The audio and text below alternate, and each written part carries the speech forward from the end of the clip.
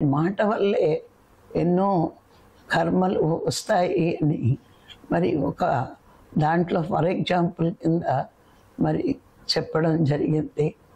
ఒకసారి ఒక ముని అంట ఆశ్రమంలో ఉన్నప్పుడు కొంతమంది బాటసారులు ఆశ్రమంలో తలదాల్చుకున్నారట కొంత డబ్బుతో వచ్చి.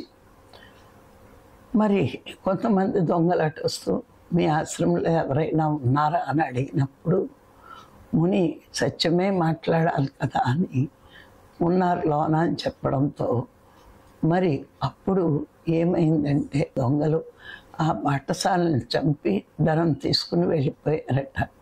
అప్పుడు కర్మ అనేది ఈ మునికే వచ్చిందట. ఎందుకంటే సత్యం మాట్లాడాలి అని సత్యం చెప్పి ఎదుటివాడికి ప్రాణహాని కలిగింది కాబట్టి. అందుకే ఒక్కొక్కసారి మనం సత్యం మాట్లాడినా అది అవతల వాడికి ప్రాణహాని ఉన్నప్పుడు మళ్ళీ మనం కర్మ తీసుకోవాలి. అందుకే ఆ సత్యాన్ని కూడా సమయస్ఫూర్తిగా చెప్పగలగాలి. సత్యం చెప్పాలి కానీ సందర్భోచితంగా సమయస్ఫూర్తిగా చెప్పాలి.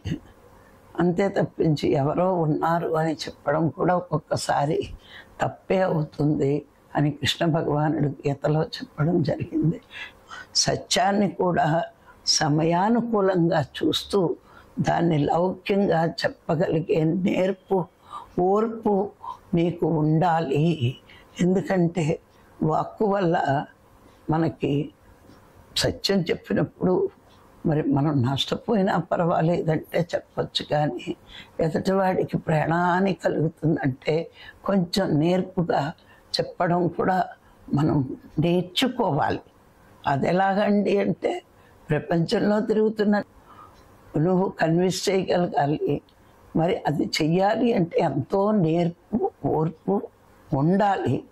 ఏం ఊరికే ఆత్మజ్ఞానం బ్రహ్మజ్ఞానం వచ్చేదంటే అందరికీ ఎందుకు వస్తుంది? నువ్వు ఎలా బతుకుతావు, సమయానుకూలంగా ఎలా ఉంటావు, సందర్భానుసారంగా ఎట్లా ఉంటావు అన్నదే ప్రకృతి. మన చుట్టూరు ఉన్న సంఘటనలు ఎన్నో పరీక్షలు. ఊరికే మేము ధ్యానం చేసేస్తున్నాం, రోజు క్లాసులు వింటున్నాం, జ్ఞానం వచ్చేస్తుంది కాదు. అది బయట పరిస్థితుల్లో కర్మ అంటకుండా ఎట్లా ఉండాలో నేర్చుకోవాలి. అందుకే వాక్కుని చాలా బాగా ఉపయోగించుకోవాలి, కర్మ రాకుండా ఉండాలి.